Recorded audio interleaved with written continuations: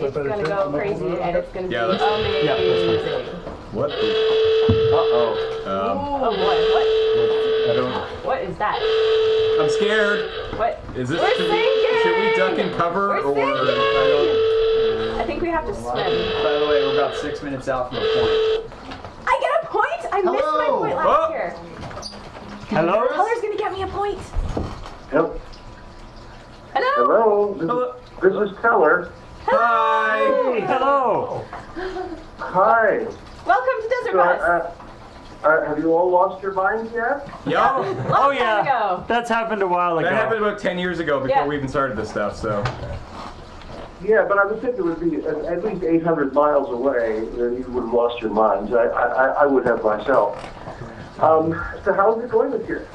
Really well. Yeah, it's going as well, if not better, in some time. We keep crossing last year's total, so we don't know, but we are very close to last year, if not slightly above, which is pretty exciting. And how much longer is it going? We've gone for 72 hours so far, and if we weren't to get another single donation right now, we'd still go for another almost 70 hours, 68 hours, 67 hours. So yeah, okay. It's going to be a while. Can that donation be from me? It can. We have no restrictions on who can donate things. Okay. Then it's going to be from me. Well, thank you very much. And it's going to be $500. Is that all right? That sounds awesome. That sounds fine. That is so kind. You'll tell me after this call how I get the dough to you, correct? Oh Absolutely. yeah. We'll sort that out. No problemo. Oh, all right. Or I could just announce all my credit card numbers right now over the public airwaves. As long as you include expiry I would dates. find my Amazon account just quite emptied out. I'm sure that's safe. It's just the internet and us, and you can totally trust the internet. So. Yeah. Oh yes, you can. You can always trust the internet. It's true. Oh my goodness. And also, do you guys need any food, or are you set for now? We are set for now. Your amazing generosity in previous years of sending us food, which was so appreciated, has been somebody else has taken up the mantle and has been sending us food on a regular basis. So it's been very nice. It's a catered bus. Excellent. Glad to set an example. So does watching this bring back terrible memories for you? I'm sorry, has anybody veered off the road yet? No, we're doing really, really well. We have 8 points so far. Yeah, 8 whole points. Wow. Our goal is, our record is 14. I know how much a point costs you in effort, so I'm very impressed. 8 points. Wow. And we're about 3 minutes out from getting another one. Yeah, we may get a point actually while you're on the phone with us. It's very exciting. Ooh. We'll name it after you. Oh. Teller's point. Yes. Well, I got to stick around until you get your point. Awesome. Now, how do you guys work this? Do you have does the group ride in the bus while one of you drives? Yeah, pretty much. I guess that's the idea, is that we're all kind of sitting in the back of the bus. We don't practice normal road safety though, because I mean the driver is in the driver's seat, but everybody else is dancing around in the back of the bus. Like you wouldn't normally do that in a bus, but there's some shenanigans on this bus. You have to keep yourself going. I think there are many cases where the driver could be considered impaired. Probably right from the start. Do you sing 99 bottles of beer on the wall, except you start with 10,000? We've never done that. 9,999 bottles of beer on the wall, 9,099 bottles of beer. That sounds like a great way to get people to donate until we stop doing that. I would think that would be a very good policy. You could also the ones in the back could also be practicing sleight of hand because there are generally two ways you get to be good at sleight of hand. One is to get sick for a long time and be in the hospital, and the other is to be in prison. But it occurs to me that you're in a perfect circumstance to learn the perfect invisible path. We'll work on that. Hey, Teller, this is Alan from Al Jazeera. I have a dumb reporter question for you. Did you ever think when you or somebody designed this game that somebody would someday use it to raise hundreds of thousands of dollars for charity? Of course we did. That was our major intention. When we first saw it, we thought that some Canadian nuts would do this. No. The longest con. It took ingenious guys. It took ingenious guys like you to think to take this means of self-torment and turn it into fun. But then again, Penn and I also support our local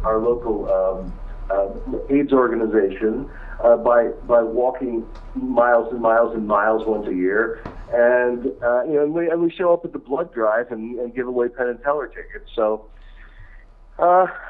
that's we're used to the idea of self-torment as a way of We just got a doing point. good. Points. There's a point. It's the point. All right. 9 points. Teller's points. 9 points. So this game's been called the dumbest, the most boring, the worst video game ever. How do you rank it? Well, I considering that our intention was to create the dumbest, most boring video game ever, I rated a 100% success. The idea really was to create a video game that was just like real life, because people were complaining that video games were too fantastical, and so this was our answer to all the people who said, oh, video games, they just breed fantasies, unrealistic fantasies in the players.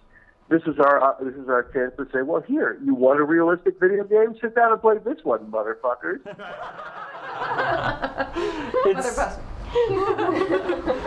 I mean, it's so interesting that that debate is basically still happening in the media and stuff. It seems like we haven't really advanced very far. And that debate will always be a convenient one for political people, because it means nothing, it costs them nothing, it gives them something to yap about. While they're siphoning all of our money into their pockets, they need some bit of misdirection, and so they take a topic really anytime you hear a politician wail, oh, the children, it's a bluff of some kind. Wait a minute, this is for the children, isn't it? Yeah. But we are by no means politicians. Yeah. And probably will never be able to be politicians now. Even the amount of stuff that's on the internet around. It's a badge of honor if you guys are never politicians. But it goes. You think of it's happened. It's happened for really centuries. You can go back to the jazz age. Jazz is killing our morality. So let's parade about jazz. And rock and roll is now killing the morality of our children. And now video games are killing the morality of our children.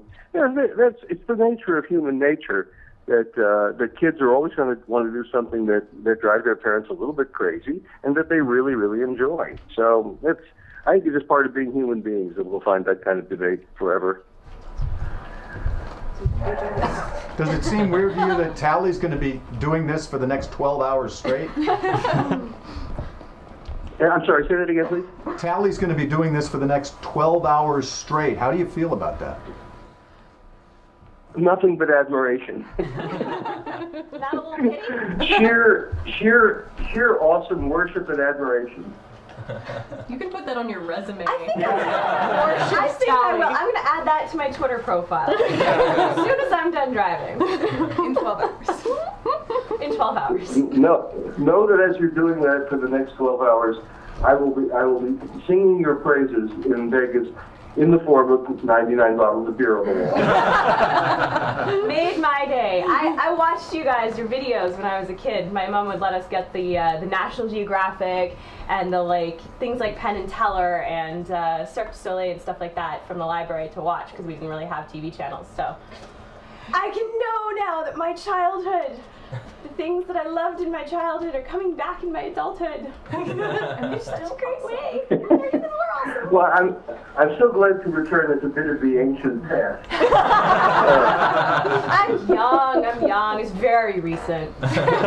You know, sometimes after every show that we do, people when they come out of the theater, they find us hanging around in the lobby, and we chat with them and we autograph things and we take pictures with them.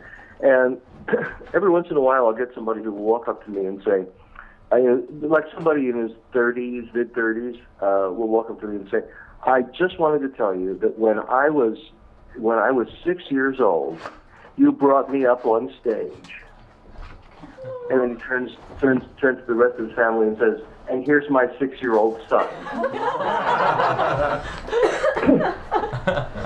So, and that really makes me feel good, honestly. You know, the fact that I'm an ancient crone,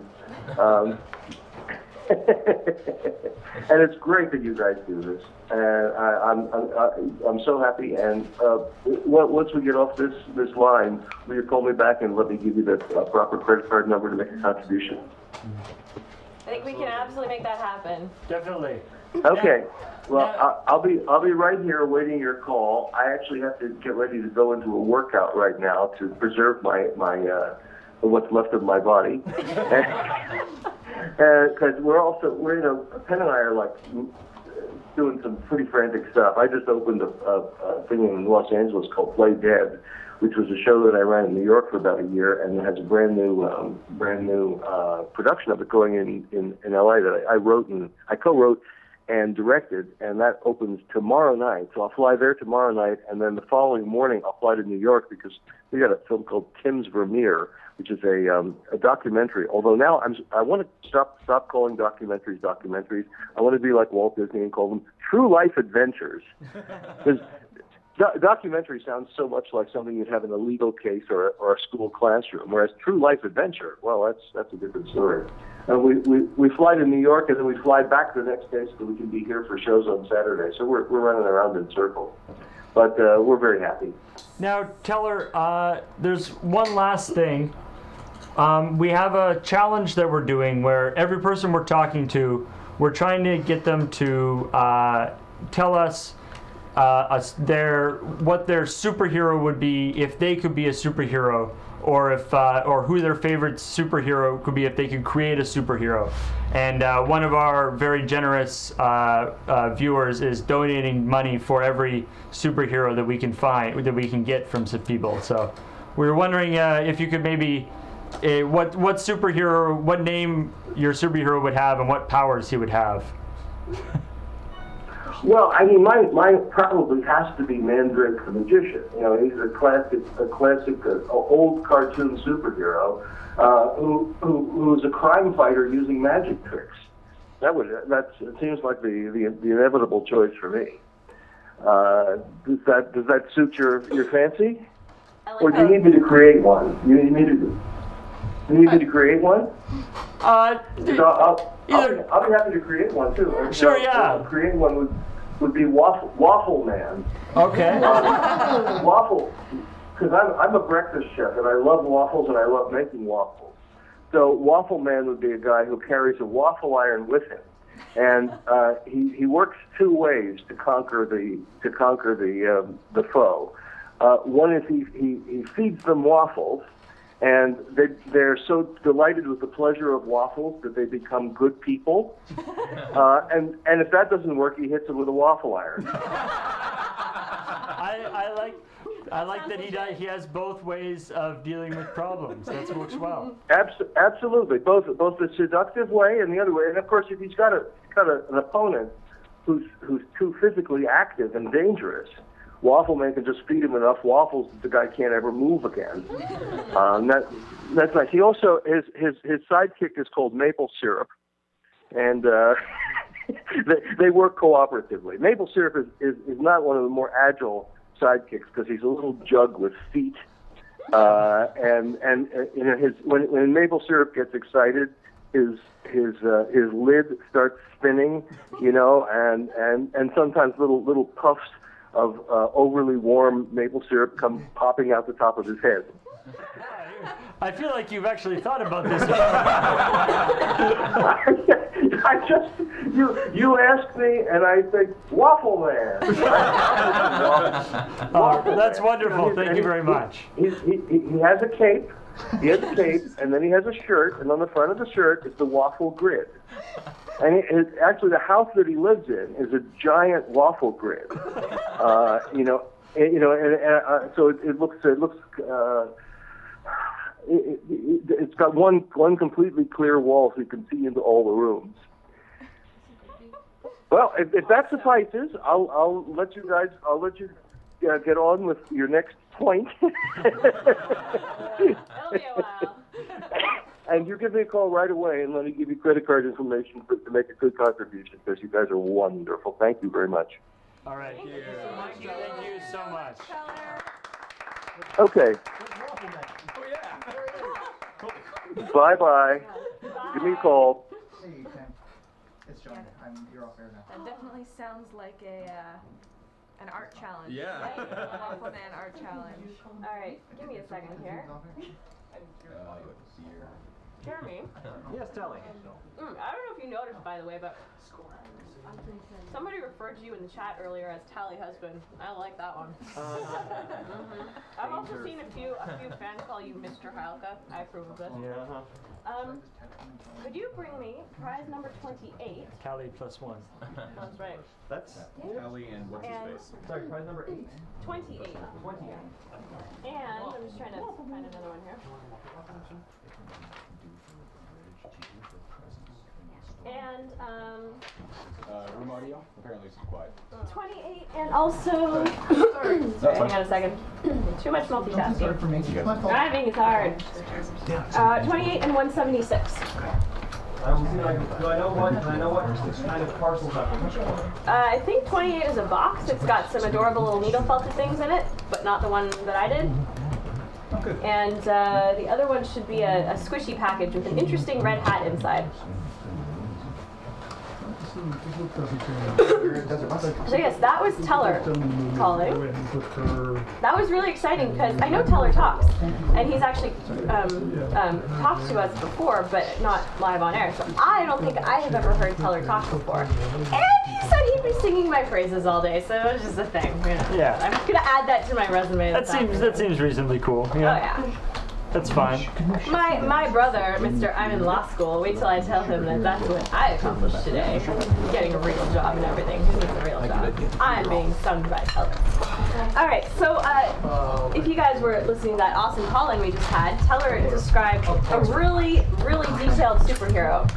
Waffle Man and his sidekick, Maple Syrup.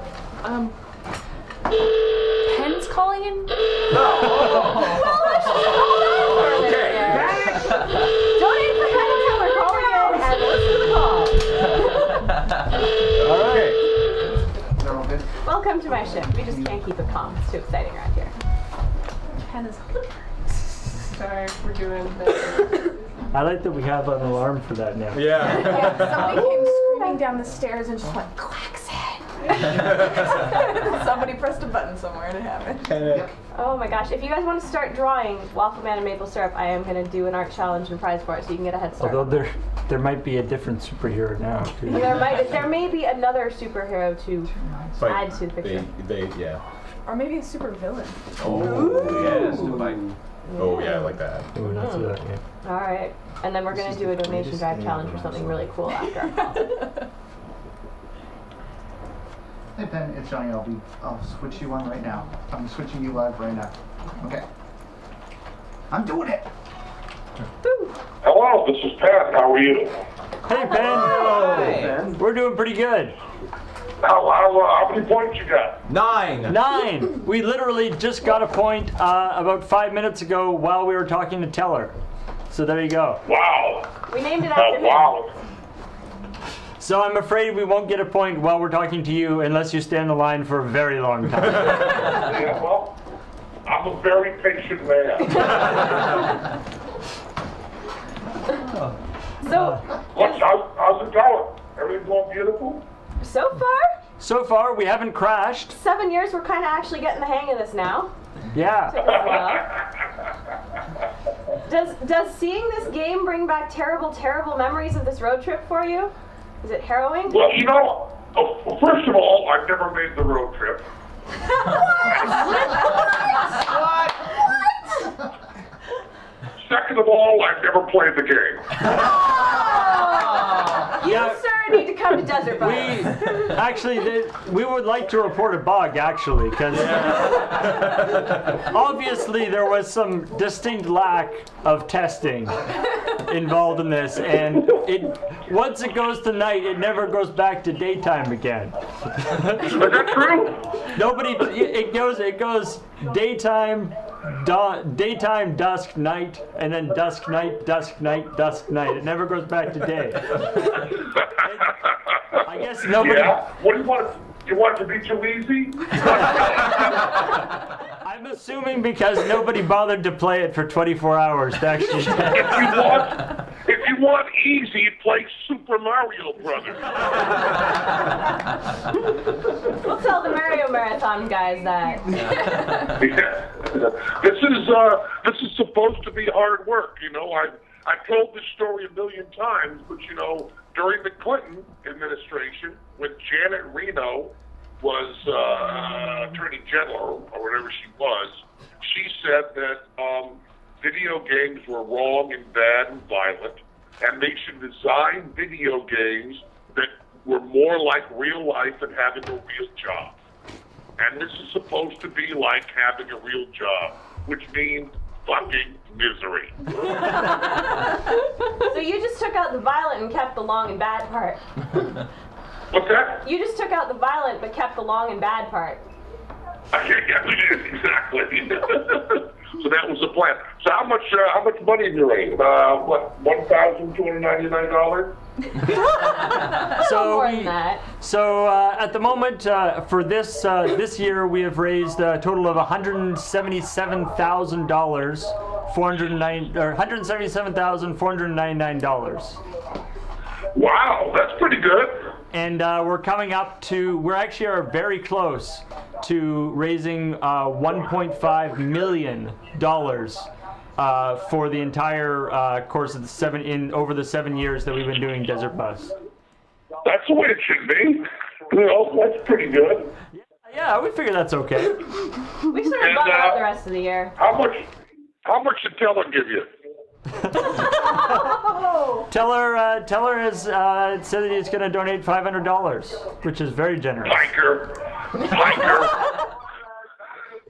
I will do better than that. I see. So 501, yeah, is that? Awesome. You know me so well, Larry. You know me so well. Now, and I assume you meant by one penny, is that correct? That's what he called it. Yep. Well, thank you. That's awesome. Well, we always cheer you on. I retweeted you, and I'm so glad that you're doing so well. And how many hours do you think you're going this time? Well, we've currently gone for over 72 hours. Mm-hmm. And provided nobody donates any more money, which is probably not going to happen, but currently we've got about another 67 hours to go. But judging from past experience, we're probably going to be going to sometime on Friday. You know, I love you guys so much. You know, if you go to Eddie Gorodetsky's Wikipedia page, now, Eddie Gorodetsky wrote with Bob Dylan Theme Time Radio Hour. He's won Emmys on Saturday Night Live and David Letterman. He writes Mom, The Big Bang Theory, and 2.5 Men. If you go to Eddie Gorodetsky's Wikipedia page, it used to be the very first thing they said about him was he was the co-founder, the co-writer of Desert Bus. It still is. It's the first thing listed under his credits. Wow. Yeah. Yeah. So, if you want to know what the crowdsourced world thinks is the biggest accomplishment, I think Eddie Gorodetsky's Wikipedia page shows you that. And I'm going to go and donate some money, and then I'll probably get Eddie to call you. Has Eddie called you yet? He has not. We heard from him the very first year. The very first year you and Eddie phoned. And I believe Eddie actually, the first year, donated money for us to crash the bus. Well, I'll get Eddie to give you a call sometime in the next 72 hours. Thank you. All right.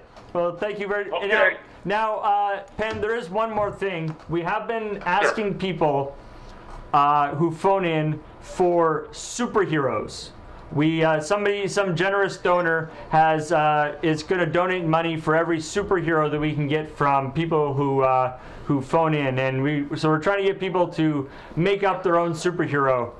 Now, Teller came up with Waffle Man, who is a man who fills people up with waffles. And we thought it might be fun if you could think of a villain for Waffle Man to fight. Well, the villain for Waffle Man is one of the legion of superhuman villains who was thrown out of the legion of superhuman villains. They were being so useless. His name is Chickenhead, who has a chicken attached to his head. But then he was able to leave the legion of superhuman villains and go to the legion of super animal villains and become Manfoot. And as Manfoot, he was very, very dangerous. Because a chicken with a man on his foot is really a super animal.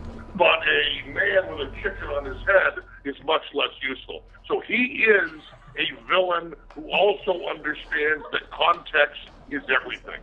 So it's Manfoot, the chicken superhero or supervillain, as opposed to Chickenhead, the useless human supervillain. Do you understand that clearly? I like that. I like that. Yeah, it's just all a matter of perspective. Yeah, it's where you want to go. In other words, if you are hardly talented at all, and if you become a rock and roll star, you fail completely. But if you aren't that talented and you become a magician, you could have your own show in fucking Vegas. All I am, in a certain sense, is Manfoot. This is a big analogy. Advice for life. Exactly. And, I just picked those things at random, the rock and roll star and the Vegas magician. But it could be applicable to a lot of things. Hey, Penn, I have a dumb reporter question real quick. Sure. This is Al from Al Jazeera. Almost $1.5 million. What do you think of these people? 1.5 million? Well, you're asking me to answer like a real question. The real question is, what they do is wonderful and beautiful. I mean, they give video games to children that really need them, and need them is the right word there. And it's a terrifically fun thing that actually helps people. And how often you have a terrifically fun thing that actually helps people, as opposed to all the other fun things you do that fuck up other people's lives? Not that that's a bad thing. I'm just saying. That's fair. I like that. Well, thank you so much for taking the time to call us. Well, I'm gonna get Eddie on the blower, and then he'll call you in too, and I'll drop some jingle on you right now. All right. Okay. I love you guys. Thank you very much. Thank you. Thank you. Okay, bye-bye.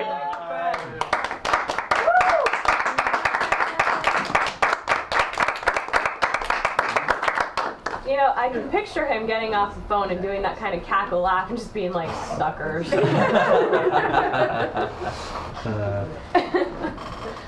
Oh, I want to know if they ever thought anybody would ever play this game at all. Right. Well, apparently the story goes that originally they had there was going to be, this game was never actually released, right? But originally there was going to be, they were going to have a contest that the first people, they were thinking like maybe like a fraternity or something would have like a big thing where they would do it, and that if somebody got 100 points, they would get like a party bus. And with strippers and all and all this stuff, and actually have this big huge bus to go from Tucson to Las Vegas or back or whatever, and then put them up in a Vegas hotel and do like a huge contest if you got 100 points. So the year that we finally reached a total of 100 points ever, we need to call them up and be like, hey, where's that Vegas trip? Incidentally, I actually saw a thing. Somebody did a thing, using an emulator and like a frame skip thing, so you can speed through it. It only goes up to 99 points. What? You can't get like it gives That's there. especially fun. There's like because there's like 7 zeros on the points, right? Like just the big. But after you get 99 points, it stops counting.